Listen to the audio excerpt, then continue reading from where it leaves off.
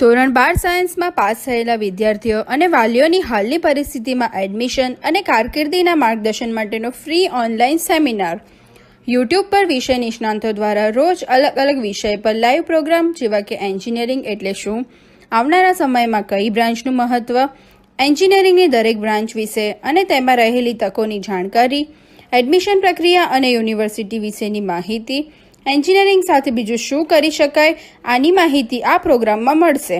આ ફ્રી પ્રોગ્રામમાં ભાગ લેવા આપેલા નંબર પર વોટ્સઅપ કે SMS દ્વારા કોન્ટેક્ટ કરો અને નીચે જણાવેલી લિંક ઉપર રजिस्ट्रेशन करावो. Thank you. नमस्कार मेरे प्यारे व्यूअर्स, मैं Sanjay Sharma, head of mechanical department, आप सबका इस वेब सीरीज़ में हार्दिक स्वागत करता हूं और साथ ही उन सभी स्टूडेंट्स को बधाई देता हूं जिन्होंने इस साल 12th साइंस की एग्ज़ाम उत्तीर्ण की है. साथ ही मैं हमारे मैनेजमेंट का भी आभार व्यक्त करता हूं जो ये वेब सीरीज़ लेके आए हैं. इस वेब सीरीज़ के माध्यम से भविष्य में इंजीनियरिंग में एडमिशन लेने वाले स्टूडेंट्स को और उनके पेरेंट्स को एक मार्गदर्शन मिलेगा. कौन सी शाखा पसंद करनी है उसका मार्गदर्शन मिलेगा. हर एक शाखा का क्या महत्वपूर्ण है उसका मार्गदर्शन मिलेगा और एडमिशन प्रोसेस क्या है उसका भी मार्गदर्शन मिलेगा.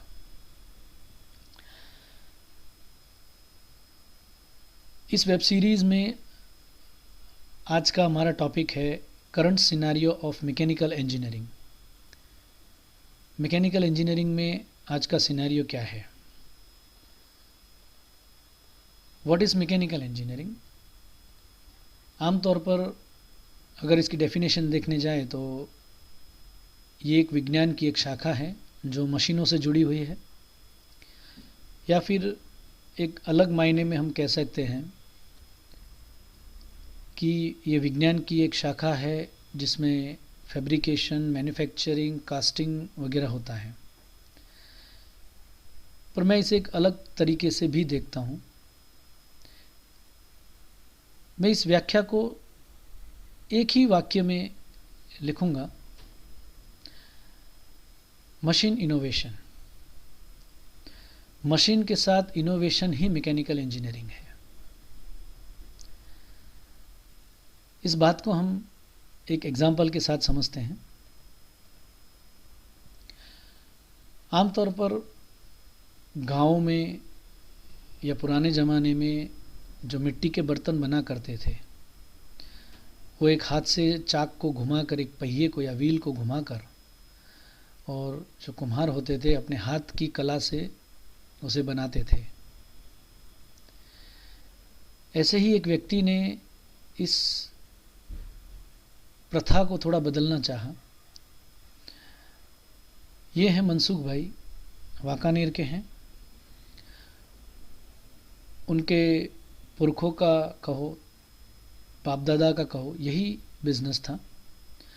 उन्होंने इस बिज़नेस को आगे बढ़ाने के लिए एक अलग नज़रिया देखा.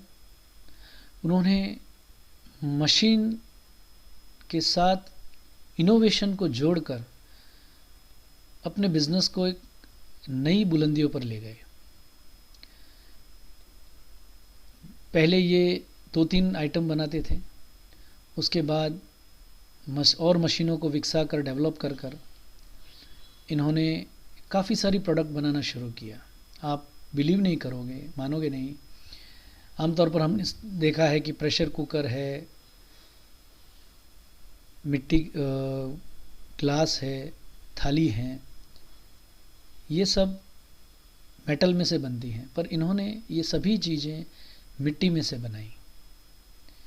तो आप देख सकते हैं कि एक मशीन के साथ अगर इनोवेशन जुड़ जाता है तो उसकी ताकत कितनी बढ़ जाती है. यही है मैकेनिकल इंजीनियरिंग. इसके और सारे डेफिनेशंस हैं, लेकिन एक अलग माध्यम से मैं आपको समझाना चाहता हूँ कि मैकेनिकल इंजीनियरिंग क्या है. यही है आज का मैकेनिकल इंजीनियरिंग का सिनेरियो।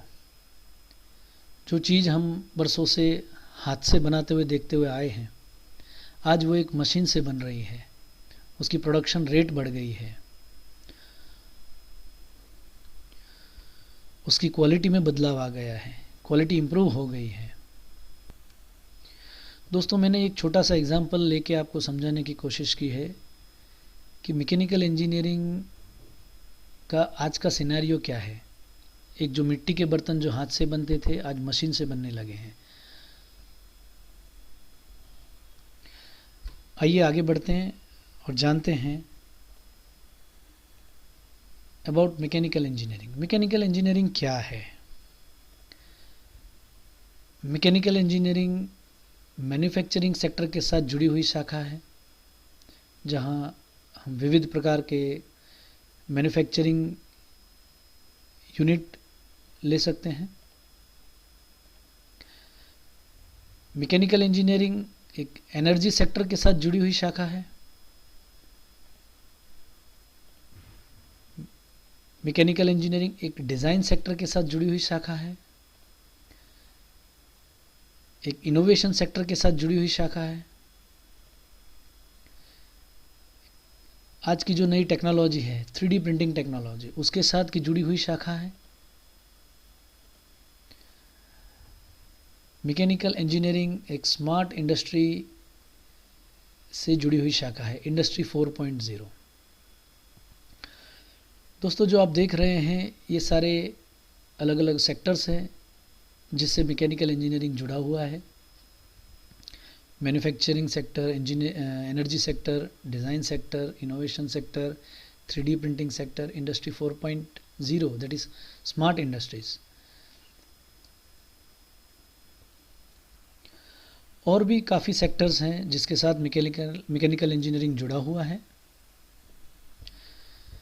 इन सभी सेक्टरों की डिटेल में जानकारी हम इस सेशन में आगे देखेंगे कैरियर स्कोप में। आइए दोस्तों आगे बढ़ते हैं। हमें मैकेनिकल इंजीनियरिंग क्यों करना चाहिए? क्या कारण है, किन कारणों से हमें मैकेनिकल इंजीनियरिंग करना चाहिए? तो मैं आपको बता दूं, सबसे पहले आपके पास करियर पसंदगी के लिए बहुत से ऑप्शन मिलेंगे। Wide range of career choice will be available. वैश्विक स्तर पर जॉब अपॉर्चुनिटीज बढ़ेंगी। आपको ग्लोबल अपॉर्चुनिटीज मिलेंगी। आप ज़्यादा से ज़्यादा व्यवसाय की तक ले सकेंगे। आपके लिए अमूल्य तकें उपलब्ध होंगी।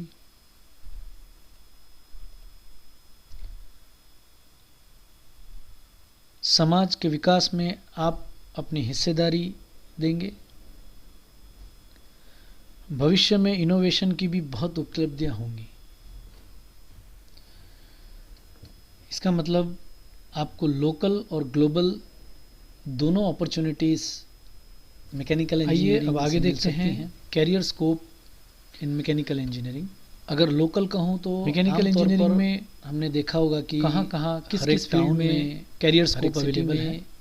एक इंडस्ट्रियल एरिया होता है, एरोस्पेस जो जीआईडीसी के नाम से जाना जाता है। सभी जानते हैं एरोस्पेस इंडस्ट्रीज क्या है। गुजरात इंडस्ट्रियल डेवलपमेंट कॉरपोरेशन, ये एक बहुत बड़ी इंडस्ट्री है जहाँ पर तो ये सब इंडस्ट्रीज जो हैं अपॉर्चुनिटीज रही हुई हैं। आपको लोकल अपॉर्चुनिटी एमएनसीज कंपनी और इनके साथ जुड़ी हुई हैं। वहाँ आपको ग्लोबल अपॉर्चुनिटीज, इन कंपनियों में आपको अच्छी जॉब की अपॉर्चुनिटी रह सकती है। उसके बाद बात करेंगे मैन्युफैक्चरिंग इंडस्ट्री। बहुत ही छोटे मायने से लेके और बहुत ही बड़े पैमाने पर ये इंडस्ट्रीज़ हैं। भारत में और ग्लोबली भी मैन्युफैक्चरिंग इंडस्ट्रीज़ में बहुत ही अपॉर्चुनिटीज़ रही हुई हैं। छोटे से नट को लेकर और बड़े से हवाई जहाज़ को मैन्युफैक्चर करने के लिए मैन्युफैक्चरिंग इंडस्ट्रीज़ हैं। डिफेंस इंडस्ट्रीज़, यहाँ पर defence research and development organisation यानी कि DRDO के माध्यम से रिक्रूटमेंट होता है। ये भी बहुत बड़ी इंडस्ट्री है जहाँ मैकेनिकल इंजीनियरिंग का रिक्रूटमेंट बड़े पैमाने पे होते हैं। उसके बाद बात करें तो डिज़ाइन इंडस्ट्री, आज के इस युग में, आधुनिक युग में, जहाँ कंपोनेंट को डिज़ाइन करने के बाद, उसको बनाने के बाद उस पर फेलियर टेस्ट होते थे, वो काफ़ी, उसको डिस्ट्रक्टिव टेस्टिंग बोलते हैं, उस चीज़ की जगह इस डिज़ाइन इंडस्ट्रीज़ ने ले ली है। आजकल किसी भी कंपोनेंट को आप डिज़ाइन कीजिए, उसका एनालिसिस कीजिए, वो सक्सेसफुली वर्क करेगा या नहीं, हमारे डिज़ाइन में फिट बैठता है या नहीं। ये बहुत बड़ी अपॉर्चुनिटी है डिज़ाइन इंडस्ट्री में।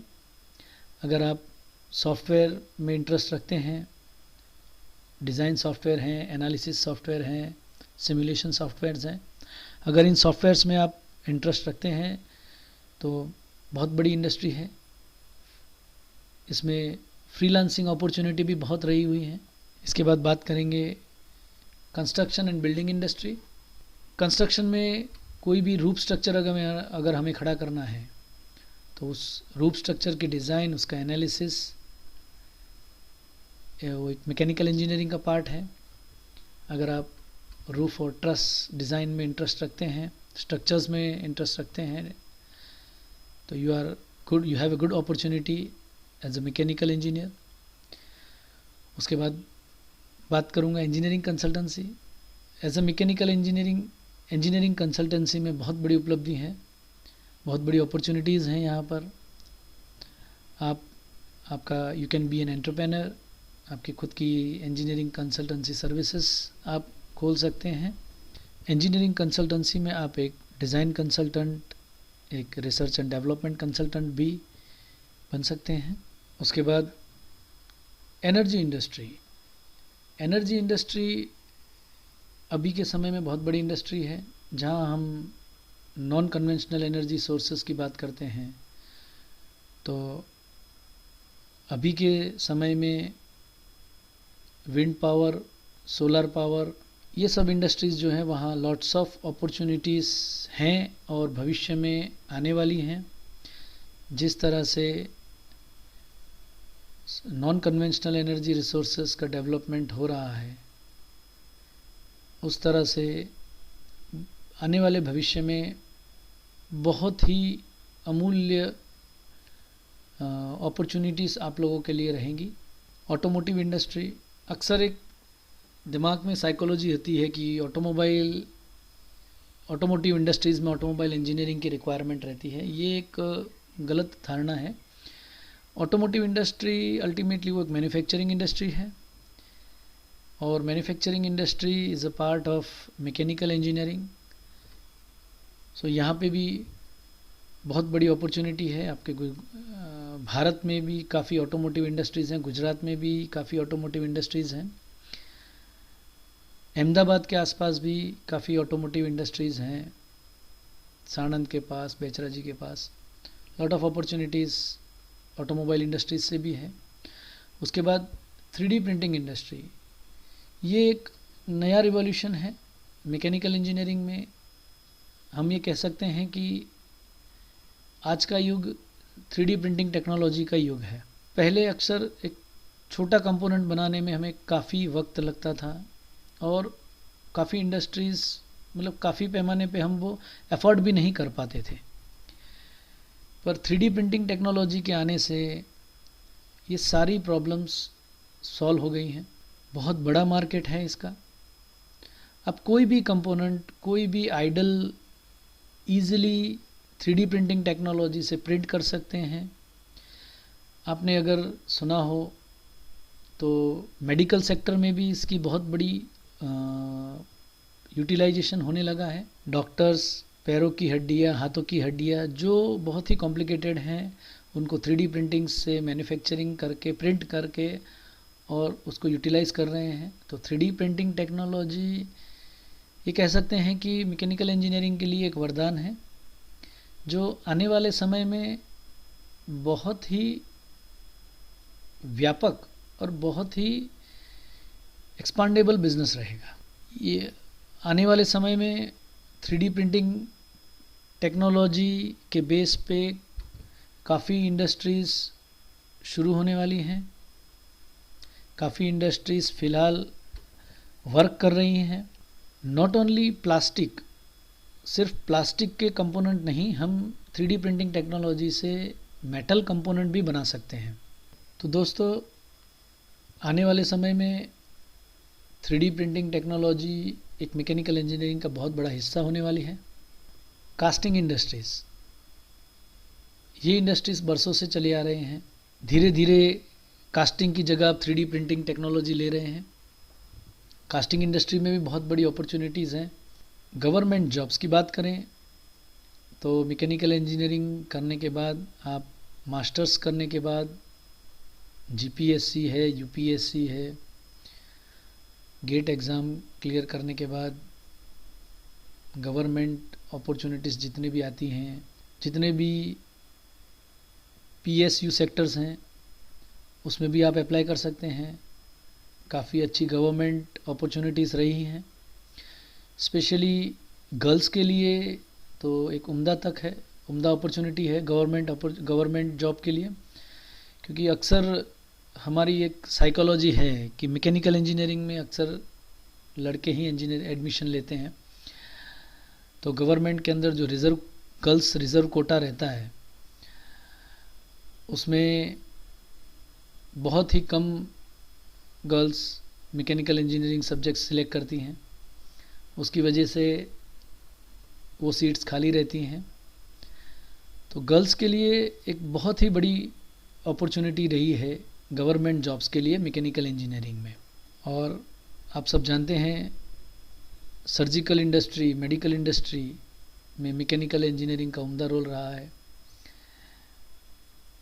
बिना इक्विपमेंट्स के जो मैकेनिकल इंजीनियर एक मैन्युफैक्चर करता है, उसके बिना एक डॉक्टर ऑपरेशन भी नहीं कर पाता। बायोमेडिकल इंडस्ट्री है जहाँ मैकेनिकल इंजीनियर्स के लिए बहुत बड़ा स्कोप है। वहाँ पे इस दुनिया में शायद ही कोई मशीन होगा जो एक मैकेनिकल इंडस्ट्री ने या मैकेनिकल इंजीनियर ने नहीं बनाया होगा। बाकी दुनिया के सारे मशीन्स जिनसे मेडिकल साइंस आगे है, जिनसे कंस्ट्रक्शन सेक्टर आगे है, एक मैकेनिकल ब्रांच का ही हिस्सा है। आइए अब हम बात करते हैं टॉप रिक्रूटर्स। मैकेनिकल इंजीनियरिंग में जो इंडिया के अंदर टॉप रिक्रूटर्स हैं, ONGC, siemens, Thermax limited, NALCO, Larsen and turbo, Hindustan petroleum, Honda, Godrej, Indian oil corporation, थाइसेनक्रोप, Tata, भेल, भारत इलेक्ट्रॉनिक्स, बॉस, सीमेंस, कोल इंडिया लिमिटेड और उसके अलावा कई सारी छोटी छोटी इंडस्ट्रीज़, मीडियम स्केल इंडस्ट्रीज़ हैं जहां मैकेनिकल इंजीनियरिंग का रिक्रूटमेंट होता है। यहाँ मैंने जो जिक्र किया है वो टॉप मोस्ट इंडस्ट्रीज़ हैं। इसके अलावा एमएनसीज़ और लोकल काफ़ी इंडस्ट्रीज़ हैं जो मैकेनिकल इंजीनियर्स का रिक्रूटमेंट करती हैं। उसके अलावा एंटरप्रेन्योरशिप भी एक बहुत बढ़िया अपॉर्चुनिटी है। एक मैकेनिकल इंजीनियर एक बहुत बढ़िया एंटरप्रेन्योर भी बन सकता है। खुद के बलबूते पर छोटी इंडस्ट्री से शुरुआत कर सकता है। इसके अलावा ग्रेजुएशन कंप्लीट करने के बाद आप एमबीए भी कर सकते हैं। टेक्निकल प्लस मैनेजमेंट इंडस्ट्री में बहुत डिमांडेबल है। काफ़ी इंडस्ट्रीज़ टेक्निकल प्लस मैनेजमेंट को प्रेफर भी करती है। मैं फिर से एक बार बता दूं, मैंने बहुत ही लिमिटेड कंपनीज यहाँ दिखाई हैं। इसके अलावा हज़ारों कंपनियाँ हैं जो मैकेनिकल इंजीनियर को रिक्रूट करती हैं। तो बहुत ही ग्लोबल और लोकल दोनों ही अपॉर्चुनिटीज़ रही हुई हैं मैकेनिकल इंजीनियर के लिए। तो चलिए फ्रेंड्स, अब चलते हैं next generation for the mechanical engineers. What is the next generation for the mechanical engineers? Industry 4.0, the fourth revolution of industry है मैकेनिकल इंजीनियरिंग का नेक्स्ट जनरेशन,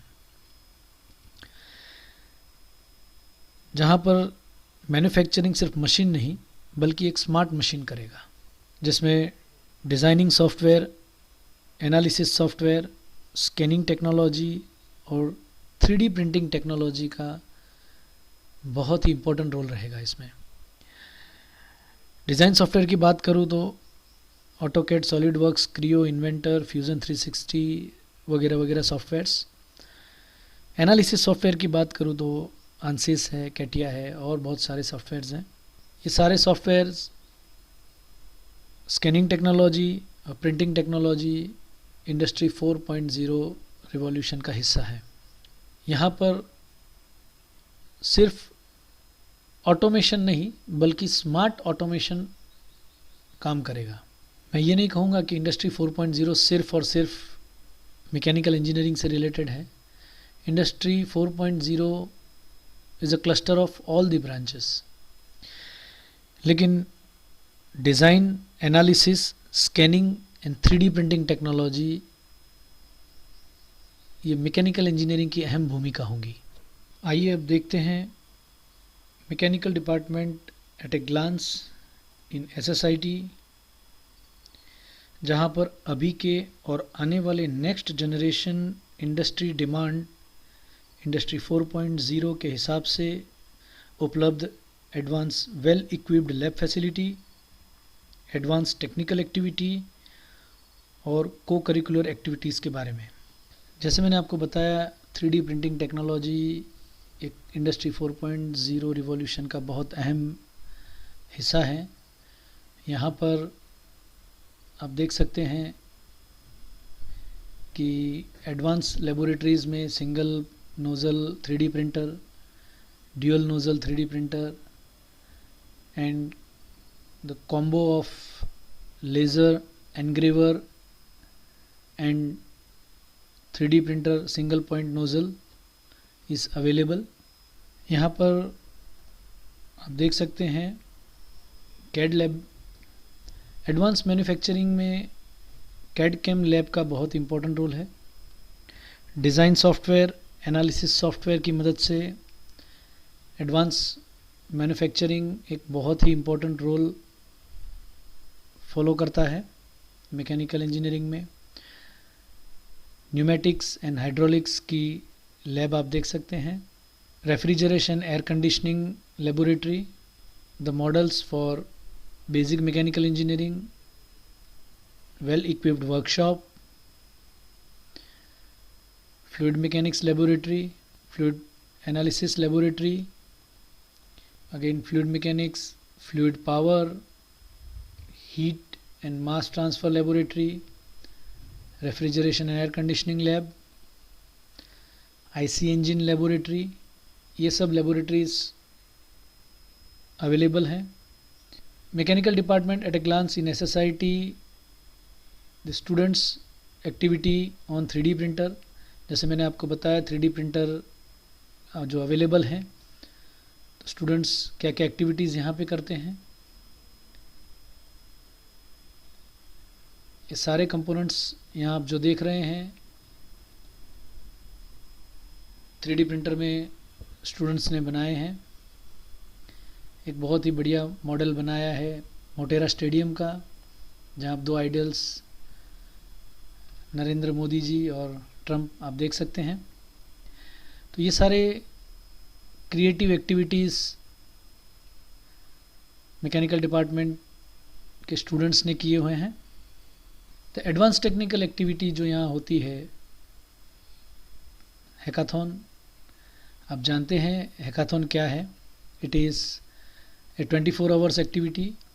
वो एक कॉम्पिटिशन है जो 24 आवर्स कंटिन्यूस चलता है।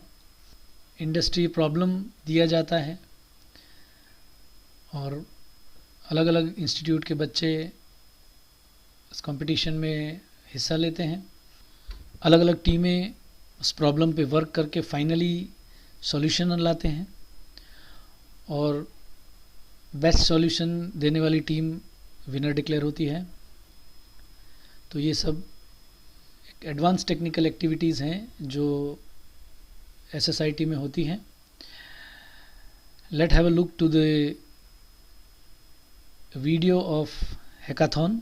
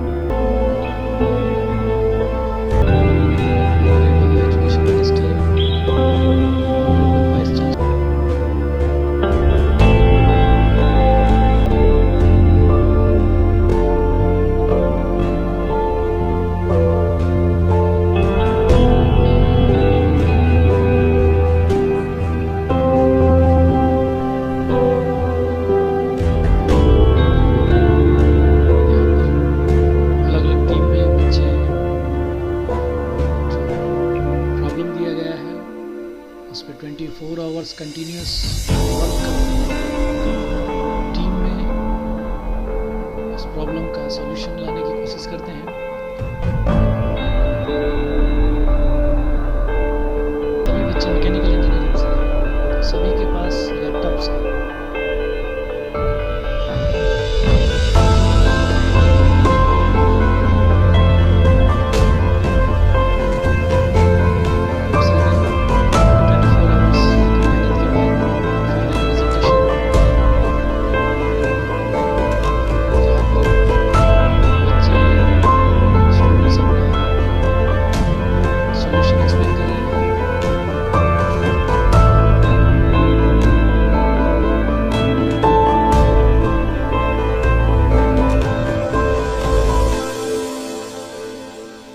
Judging team from the industry,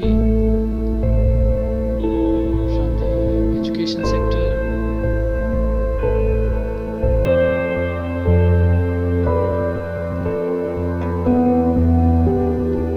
student explaining their problems.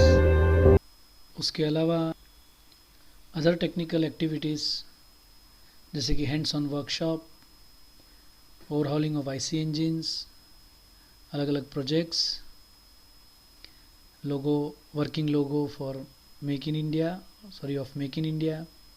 compound gas projects, automatic belt conveyor, e-bikes, industrial visits, etc. The cultural and sport activities like Nizanan, Ramjat, physical exercise, cultural programs, yoga and sports. यहाँ पर technical education के साथ साथ विद्यार्थियों की प्रतिभा, उनका स्वास्थ्य और उनकी फिजिकल फिटनेस से संबंधित एक्टिविटीज़ भी होती हैं। Shri Swaminarayan institute of technology Sardar Patel ring road पर भाट सर्कल के पास स्थित है। उसका एड्रेस है near Agora mall and Indira bridge, Sardar Patel ring road, Bhat circle, Bhat, Ahmedabad. You can call on the given numbers. The website is www.ssit.co.in and email ID is ssit.director@gmail.com. बात करते हैं courses eight SSIT। यहाँ पर बैचलर ऑफ इंजीनियरिंग के 5 programme चलते हैं। Civil engineering with intake of 60 seats, computer engineering with intake of 60 seat, electrical engineering with intake of 60 seats, EC engineering with intake of 30 seats and mechanical engineering with intake of 60 seats. उसके साथ साथ master of computer application MCA with 60 seats for 2 years programme भी चलता है। आप हमारी YouTube channel SSIT Gandhinagar पर visit कर सकते हैं। आप व्हाट्सएप या SMS के द्वारा सवाल पूछ सकते हैं। रजिस्ट्रेशन के लिए नीचे दी गई हुई लिंक पर रजिस्ट्रेशन कीजिए। आशा करता हूँ कि वेबिनार से आप को सही जानकारी मिली होगी। आप हमारा ये रिकॉर्डिंग हमारी चैनल पर देख सकते हैं। हमारी चैनल पर जाके सब्सक्राइब कीजिए। Thank you. जय स्वामीनारायण।